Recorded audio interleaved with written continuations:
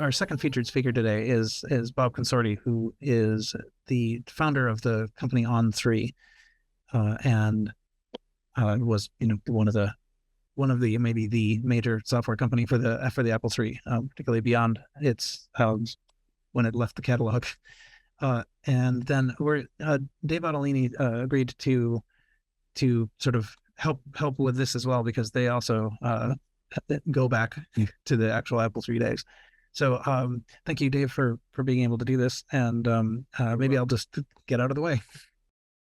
All right. Again, thanks everybody for being part of this. And Bob, it is such a pleasure to see you in video person, I guess is the best way to describe it. But you and I do go back quite a long ways. And well, people wouldn't know this, but I grew up in California. So, and you were a longtime Californian. And I honestly am not sure where you're living nowadays. I think you came back out east at some point, didn't you? I certainly did, just north of Boston right now. Boston. Okay, well, that's fantastic. And in fact, your parents lived in Tehachapi for a while, and I grew up in Lancaster in the Antelope Valley. So I'm sure they ate a lot of really good apples and pears and peaches up there. But anyway, it's a pleasure to talk to you. And again, folks, if you have any questions, I'm going to concentrate on the chat because I can only multitask so much at my age. So I'm going to just focus on that. But I thought, Bob, since folks may not know the back history of On3 and how you got into it, I thought I'd give you a chance just to give a overview of your background and how you got to the development establishment of On3 and working with Apple on the Apple III computer. Of course, and thank you, Dave. It has been like 40 years since we started. I was remarking in my brain earlier today that it was about the 40th anniversary where my father was rehabilitating from a heart attack. And the backstory for On3 was I had bought an Apple III, it must have been 81, one of the first ones. And I spent a lot of time looking at the disk and the disk format because I wanted to understand the bits and the bytes and what everything did. And I spent, I don't know how many thousands of hours with a disk editor changing bits and bytes and loading up the system utilities program, which was that slow loading Pascal app, and looking at what the changes did. And I ended up writing a document defining the disk operating system for the Apple III for SOS. And I submitted it to Call Apple. And it was funny. It was funny because it was rejected for sort of lack of interest. And I felt really bad. And I remember, walking with my dad, and we were talking about things. I told him about, how I felt about it. And I remember him stopping while we were walking, and he turned to me and he said, "Well, if they don't want to publish it, why don't you?" And that sprang the On3 magazine sort of, and the nexus for that sprang forth from that conversation with my dad while we were walking, rehabbing from his heart attack and bypass surgery. And we started the magazine, had a wonderful time, with the folks at Apple, particularly the Apple III folks in supporting the magazine. I forget the exact time or date, but the magazine, or sample magazine, was put in every Apple III from some period on. It's 40 years, so don't quiz me on dates. And that helped spring forth the magazine subscription business, and use that to start creating software and hardware products. There was quite a bit of pent-up demand from the people who bought the Apple III for everything. It was, Apple's first real business machine after the Apple II. And if you go back in the day and look up the VisiCalc ads and, the different ads for business productivity software, the Apple III was prominently featured. And, I spent a lot of effort in the early days kind of building out products that both I like to build and create, and that would sell well. I mean, at one point, On3 had I'm trying to think, at least 3 or 4. I mean, your business had 3 or 4 employees, is that right? I'm just trying to remember from the time that I visited you, but you may have had more than that. But yeah, I think the one you visited, we were just doing a quick count. I think we maxed out at about 10, and that was, I believe, in '84. But yeah, we started out small. We just had a couple of developers over the years, who Apple, of course, snatched away from us. It was hard to beat Apple's pay back then. I'd hire someone, we'd work on some projects, train them up, and then after working with Apple for a little while, they'd offer them a job at a significant bonus or increase of what I could offer at that time. I think we had a couple of videos. Paul, I don't know if you have the one showing the different magazine covers, but it's quite fun to watch the progression of On3 magazine over the years. And full disclosure, Bob took pity on me and actually published a few of my articles over the years. But there were a couple of others, but the On3 was really the go-to magazine for many of us. Let's just say all of us Apple IIIers at the time. Because you couldn't get the kind of information that you could get out of that magazine. I know you poured your heart and soul into it at that point.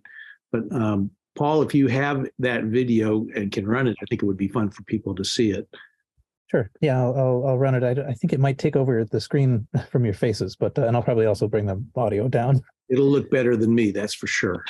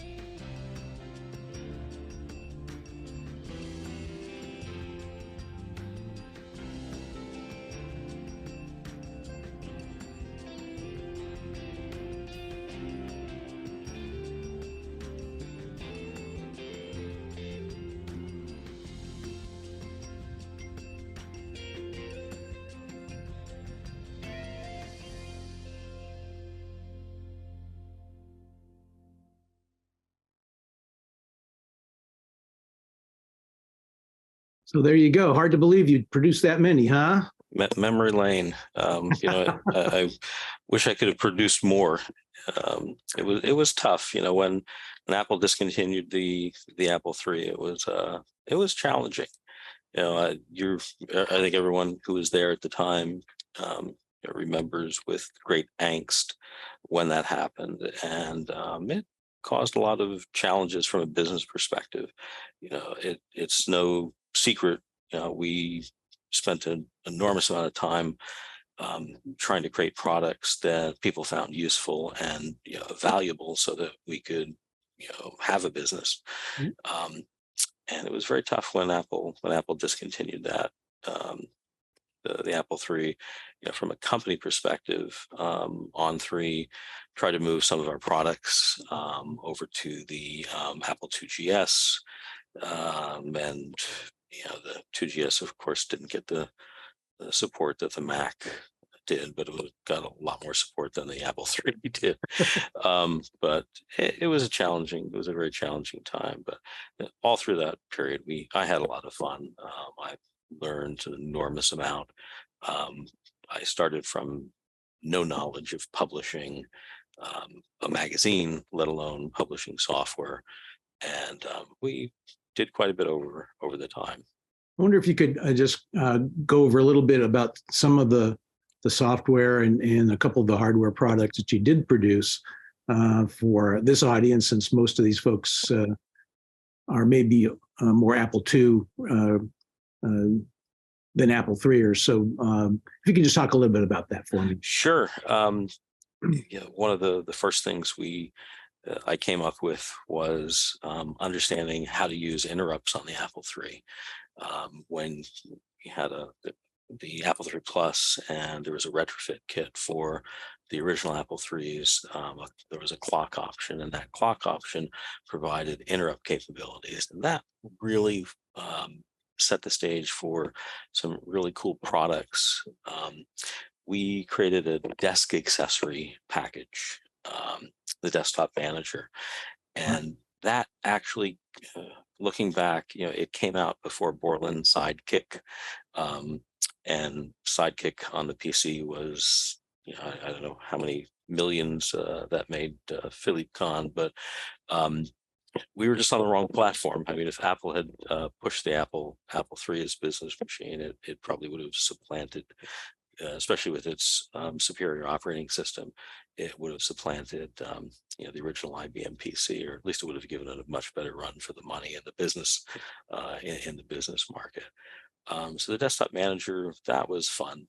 Because of the interrupts, we were able to tag keystrokes. You could press a button, and a second application would appear on your screen, whether it was a calendar, a calculator, very basic utilities that all PCs and most phones have, or all phones have today. But back in the day, that was pretty novel and remarkable. The macro utilities that we put, I still love that, and honestly, I've been thinking about creating some macro utilities for my PC, but I think my coding days are a little long gone. We did a lot of utilities for the system. We did the Draw On program, or my friend Mel Astrahan did the Draw On application, which is a very sophisticated drawing utility. It wasn't Mac Paint, but it had quite a few options that the people on the Apple III liked. Obviously, as the Apple III was winding down, and with the Dave, your help, we worked on the self-named BOS, which was our attempt, or my attempt, to kind of integrate a lot of the utilities that we had developed over the years, macros, print spooling, and things, and an operating system selection utility from hard disk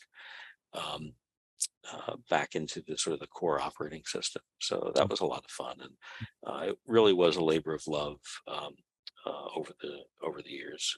I mean, the three, much like the two, I guess, I mean, the three, everything had to be booted from a disk. And Boss 3 was a designed to try to get around that a little bit. You still had to boot from the disk, but it automatically took you right to the profile, if I remember right.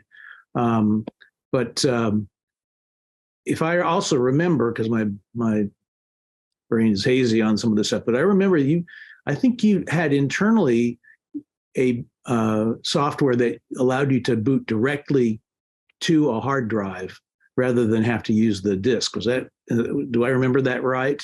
Not on the Apple III, or at least my memory doesn't recall that.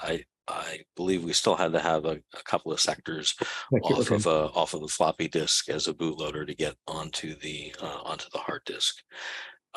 But you're right, and back in the day, everyone booted from floppy disk, and when the Apple profile 5 megabytes formatted out about 4.5 megabytes at a multi-$1,000 price point, and it sold like wildfire because you could store dozens or hundreds of floppy disks worth of data on a single device, even though it was a size of a briefcase, and people loved it.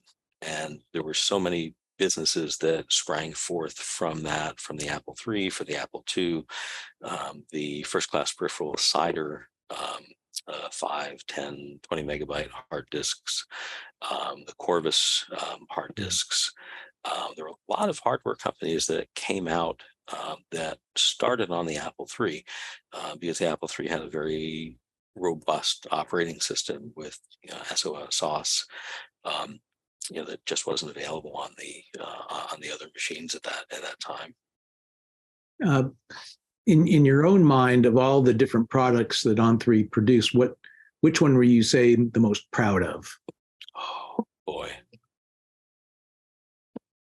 So there was something that we built internally, and it was an assembly language development environment. And honestly, from a proud standpoint, we developed some cool software. The desktop manager was really neat. The selector, which was a product we kind of marketed from some Apple employees, but the tool that we built to, and let me take 3 steps back. On the Apple III, you coded in UCSD Pascal, and that provided you the ability to code in the Pascal language, which was a very slow interpreted language. That's what the system utilities application was written in. And then you could write in assembly language, and assembly language was literally coding at the level of the CPU, the 6502 or 65802 for the upgrades that we did later on that provided pseudo 16-bit capabilities on the Apple III. And we went from large projects compiling on the Apple III in UCSD Pascal assembler, taking an hour. And when your compilation time takes an hour, you are very, very careful. And from a development standpoint, I grew up on, oh my gosh, you have to make it right the first time. You've got to document every line. You have to understand what every bit is doing, what every operation is doing. Otherwise, you blow an hour compilation time. And you don't usually find out until the end that, there was a syntax error, there was a problem in the compilation. And we spent a lot of time creating an assembly language development environment. And instead of an hour, I think the longest compilation took was under a minute. So a dramatic increase in the compilation time, which meant a higher productivity. I coined a phrase years and years ago, and I've kept it, for the last 40 years as as I've managed development and development teams over the decades. Then the phrase is, he who compiles the fastest wins. And it's because of my experience way back when, in the early 80s, when you can turn around, when you can have an idea, write it, code it, press a button to compile and test it. And instead of it taking an hour to go through a test cycle, you can see the results in less than a minute. It's an enormous increase in productivity.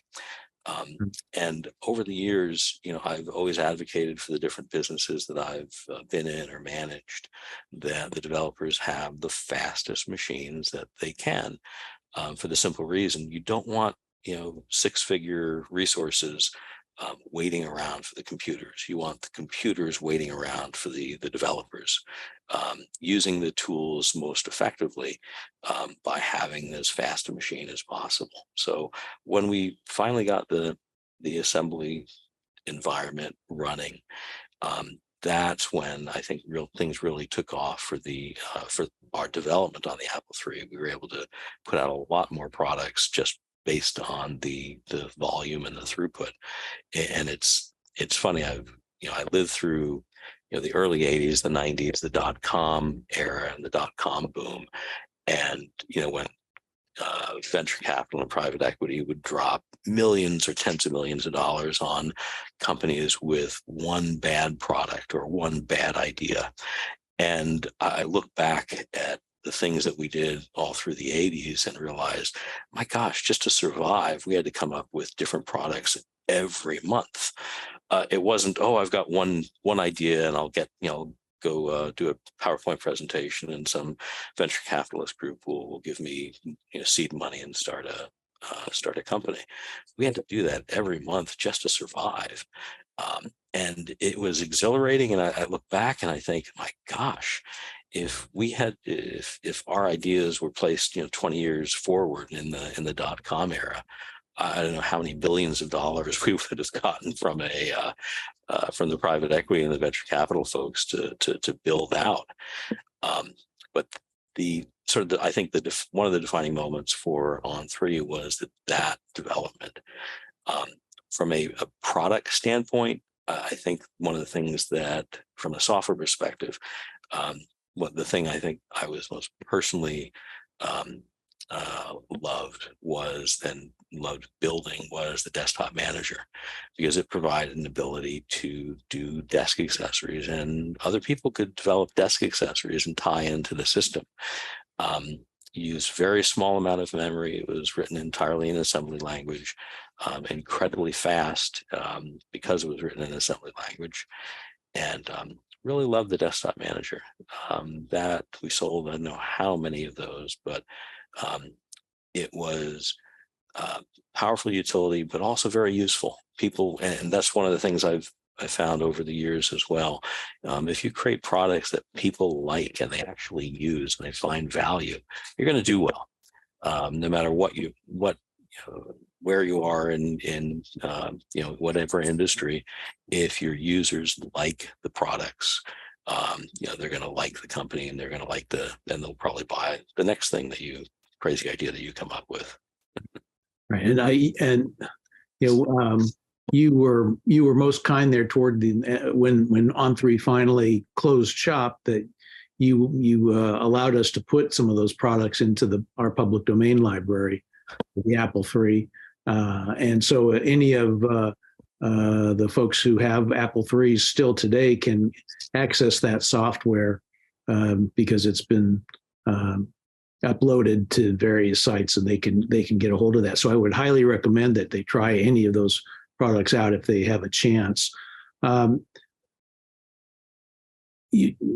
was wondering if you could talk a little bit about Boss 3 again, and just the idea behind it. And I know the 3SIG worked with you very closely on that to fund it. Basically, we got not just Washing Apple Pie, but other groups also helped you fund that. But talk a little bit about that. Yeah, it's interesting because, and Dave, I think without your leadership and tenacity, that definitely wouldn't have been a product. At that time, from a company perspective, I had moved in trying to sell products on the Apple II GS, which didn't do very well. And from a love of the Apple III, which I think we all had that in our hearts. You really pressed and pushed and nurtured that over the finish line. And it really was an interesting product. And I'm going to be frank, it's been so long, I can't even remember all the things we put in it. But basically, the ability to boot from a hard disk or run your selection from a hard disk. People today, you have your computer, you click an icon and your application runs. It's taken for so much of that is taken for granted, because back in the day, your computer was sort of single purpose. It ran an application when you turned it on, and that's all it did. Being able to select different applications from a menu, if textual or graphic menu now, it was kind of all new back then. So creating a utility that supported that, so that we would be able to run applications directly from a hard disk, including some of the copy protected ones. That was a lot of fun. Added in, if I recall right, print spooling, which again was a sort of a unique concept. Nowadays, again, people take for granted, you send something to the printer and it prints in the background, you just do your work, you continue to do your work. Way back when, your printer had a certain kilobyte buffer, and your computer waited as you sent it data to be able to print. And with the print spooling capability and the interrupt-driven operating system, things would be printed to a buffer that ran as a separate utility in the background, stealing CPU time via interrupts, so you could continue to work on your spreadsheet or type your letter, do whatever you wanted on your computer. And at the same time, there was a background utility, print spooling, running in the background that would send the data to the printer. Little things like that were added in. My gosh, Yeah, you probably remember more than me at this point. Well, yeah, I mean, it's funny. Some of the comments I'm looking at talking about how five megabytes of storage doesn't really seem like a whole lot, but you have to remember also that the programs themselves originally had to fit on a 5.25-inch floppy, so they were written tightly, right? Part of the problem, they talked later about bloatware, where the software was just, the concept of writing something tightly just kind of went out the window, right?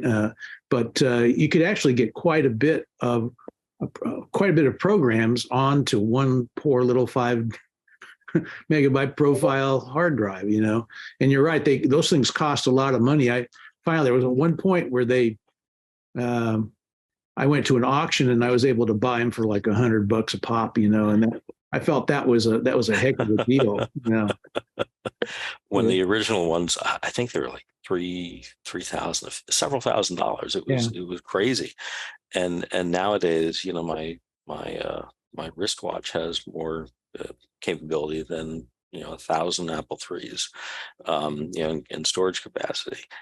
And one of the problems with that, and I'll shut up about that, is that you couldn't do a real hardware reformat without a special chip that you had to open up the profile and plug the chip in, and then do the format to completely, a real hardware format of it.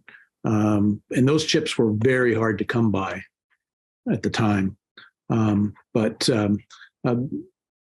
was there a product that you would have liked to have made that you just never were able to get to, or didn't have the resources to produce? So I'm going to go technical. The Apple III's brilliance and Dr. Sanders and team created such a advanced computer back in the day, where bank switched memory and applications running from bank switched memory was possible. And in today's terms, modern CPUs and memory and sort of one gigantic contiguous block of that you could run applications from. Way back when, in 6502 days, 8-bit processors, 16-bit CPUs, data had to fit and run from a very small addressable space, 64 kilobytes of memory. And the fact that on the Apple III, you could utilize more than 64K of memory was because of the brilliance of the bank switched memory that was in the system. 32 kilobytes of the addressable space in the 6502 processor was there was on the Apple III hardware, you could bank switch it, which means out of a larger section of memory, you could say, hey, right now, this section of memory is the addressable 32K. Then you could throw a toggle, and then a different bank of 32K would be accessible. And the techniques that were used on the Apple III hardware were very cool, and Dr. Sanders would the ability to utilize up to 512 kilobytes of memory, and that was one of our best-selling products. The story behind that was there were a lot of things in the Apple III division that the people who were doing the design work and the software wanted out. And because of various political issues at Apple at the time, they were not allowed to do it. So one of the products that we were allowed to produce was the 512 kilobyte memory expansion for the Apple III. It's not well known, but the bank switching capability of the Apple III extended beyond 512 kilobytes. We could have switched in more banks of 32K of memory. At the time, the memory was absurdly expensive. I think, as I recall, just the cost of the memory chips for the 512K memory board, I think we sold it at like $1,000 and $1,000, and I believe our cost of goods, at least in the first batch, prices did come down over time. I think our cost of goods was like $600-700 for those units. It was pricey to build, but the ability to have more memory, to be able to have spreadsheets that had huge amounts of memory capability back for that time period was very valuable. People found value in it. They used it, and we sold a lot of that. That kept us, the Apple III, the 512K memory board kept us going for a long time. But one of the things that I would have loved to build as the higher density RAM chips became available would have been even a higher density board for the Apple III, and probably would have if the Apple III continued and they put out an official 65802 or 65816 processor in the unit, which ultimately they did in the Apple II GS. And you could address, 4 gigabytes or more or I think that was right. It's no 4 megabytes. It's funny because, these numbers these days, we're talking about petabytes and terabytes and gigabytes and megabytes, and then the addressable space on those processors was in kilobytes. and as time goes on, I've lost track of some of the multiples, but I would love to have created a higher bank switched, a memory card that had more memory, basically, for the Apple III. That would have been fun, and I'm sure if the Apple III had continued, we would have been able to do that. I just have to say that I had to save up for a long time to buy one of those, but I did buy one. Well, Maybe can you tell us a little bit about what happened after On3 passed on into the great Apple cloud up there, and what you're doing today? Sure.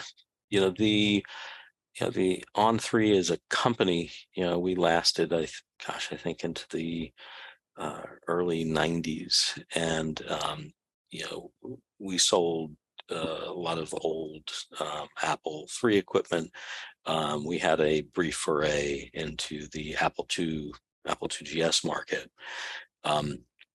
As that died down, I decided to go back to school and do something a little bit different. I was a little bit burnt out for a few different reasons. Ended up moving from California to Chicago, and doing a bio degree from scratch.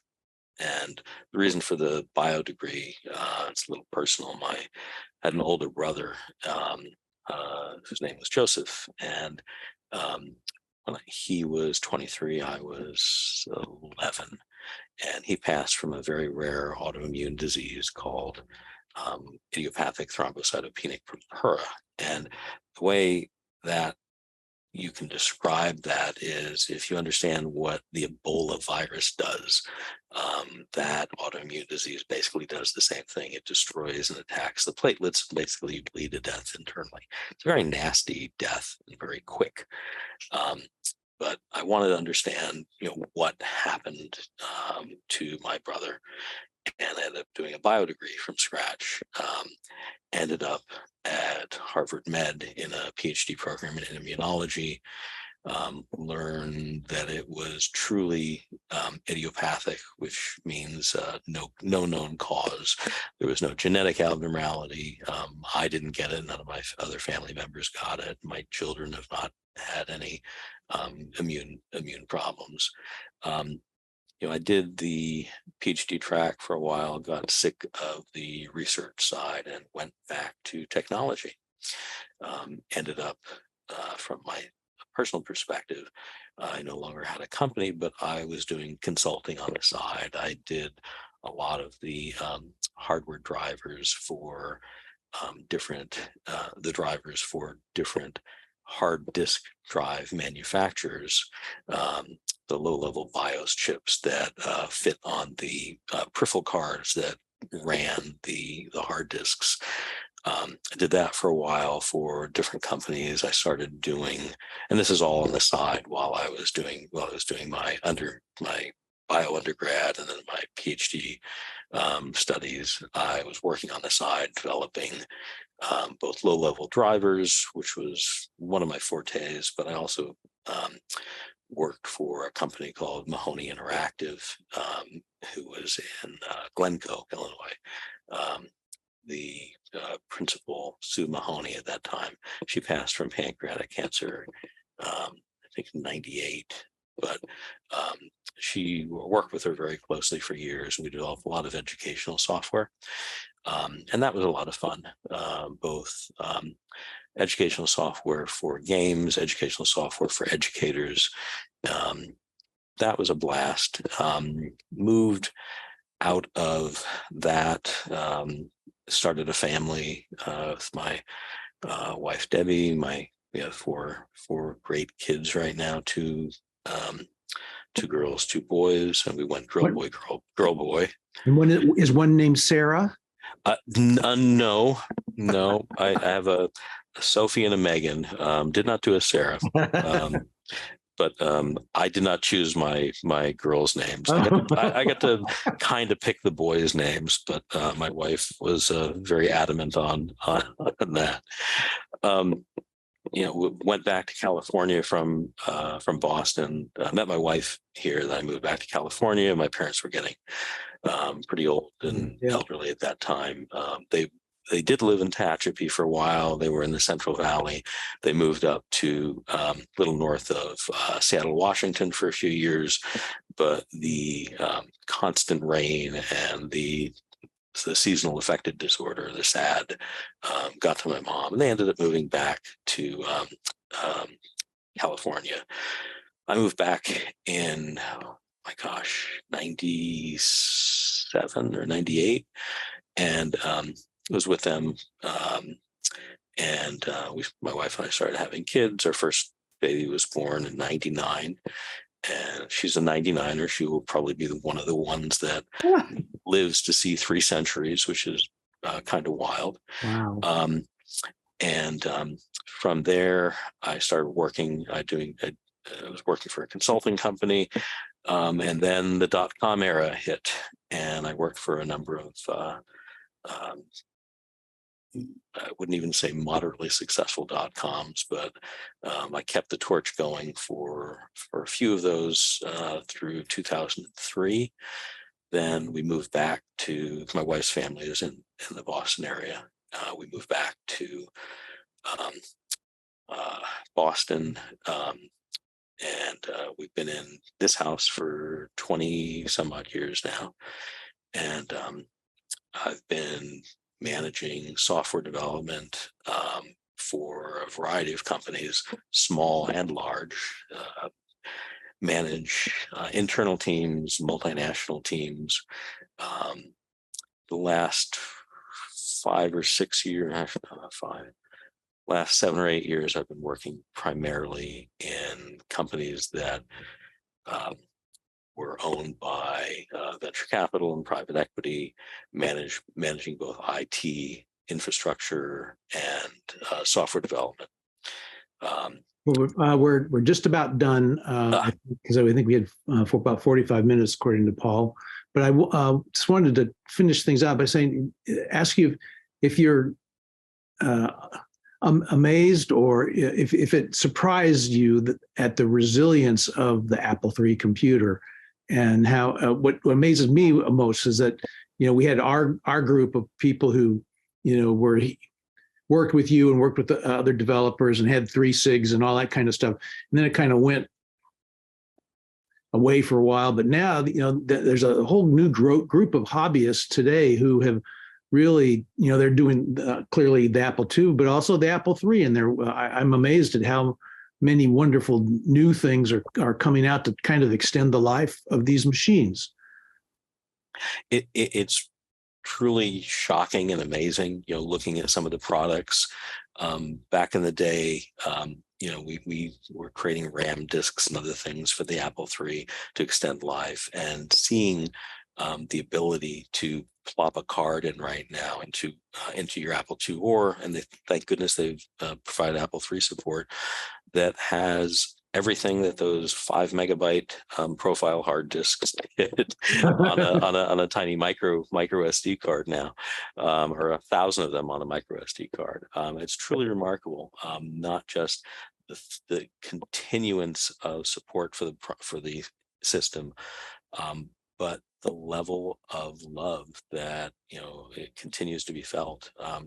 Dave, you and others, there's a number of people who have supported the Apple III for the last 40 some odd years, and it's really a testament to all of your efforts that we've been able to continue, and hopefully the next generations will look back, and they won't just be museum pieces. They'll be used, and people can still type on the keyboards and enjoy some of the old applications. Well, you can get an Atari on a chip now, and they sell those things.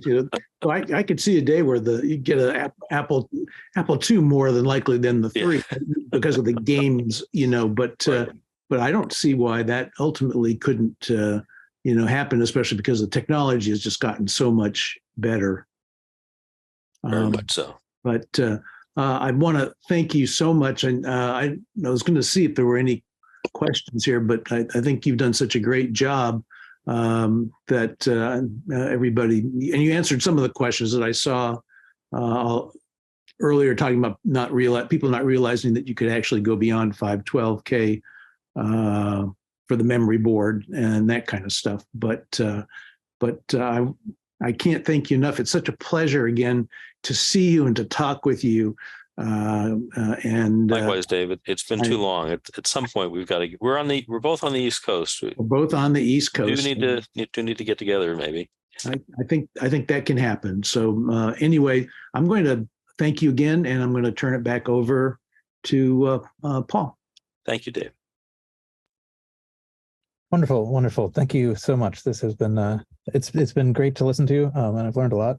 And I held up, I think, my my visual aids before. I have much of the run of the magazines. And, oh my gosh, good for you. Yeah. I've been threatening, and I've said this for many years now, I've been threatening to open the boxes in my basement and have all my old Apple IIIs and things. And as I get closer to retirement, that age is that the time is coming upon me. So maybe next year I'll have some cool toys to show. We didn't show the video, but I tracked down the video of Washington Apple Pie used to have garage sales, and you were kind enough to bring you brought a ton of stuff to one of them, if you remember that. But that was the inaugural run and installation for Boss 3, and maybe we can do that tomorrow when people are going to be forced to listen to me again. But that might be fun to watch if we have that. Anyway, and we, if you're at any point, if you're interested in help with your basement or imaging things, it turns out actually we're very close. I'm in Lowell usually, so I mean, like minutes away. Well, there you go. Anyway, there you go. Okay. Yeah, thank you very much. And so now we'll move on to the next thing, I think. Thanks, everyone. Have a great day.